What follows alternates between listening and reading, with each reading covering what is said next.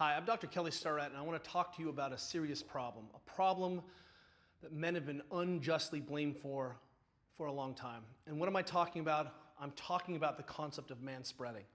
Now, if you've ever been on a public piece of transportation and the guy next to you is spreading his legs out, he's not trying to be rude, he's not trying to be a man, he's not trying to air out his junk.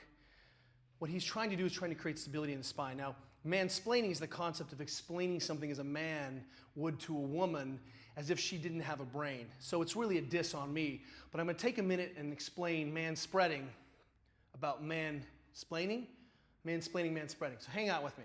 So it turns out when I sit down, I've knocked out 2 out of the 3 key stabilization features of my spine, right? I can't engage my glutes to manage my pelvis. I got my abs on, but I can't also create the rotation that we typically see to create a stable hip in these movements. What ends up happening is if you're a man and you sit in a public piece of transportation, that seat does nothing for you unable to let you push out. And so what ends up happening is that most men are missing hip range of motion anyway. The full hip range of motion is that knee should easily come above 90 degrees. And what we're seeing is that men typically are blocked.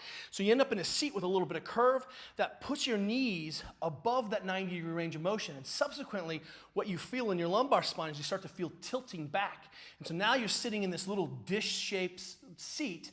Your pelvis is getting pushed back, and now you're in this shape. And this is not a shape of a winner. This is not a shape of a man who's confident on the bus. This is a shape of a man trying to survive. And subsequently, what happens is that the man tries to create enough stability in the hip where we create the rotation in the hip capsule and hip architecture that the pelvis can then realign itself. And so when you see a man adopt this shape, what he's really trying to do is survive, because he's trapped in a convention that doesn't respect his architecture or his size and is putting his lumbar really, frankly, at risk. Imagine a lion jumps into the train. Of course, the women would deal with it, but the man is poorly prepared to address that lion in this shape. In this shape, I've got my spine organized, I haven't compromised my breathing, I get my respiration up, and I can fight that lion right away. But in this wretched shape, the poor man is going to be compromised. And let's be honest, this isn't sexy.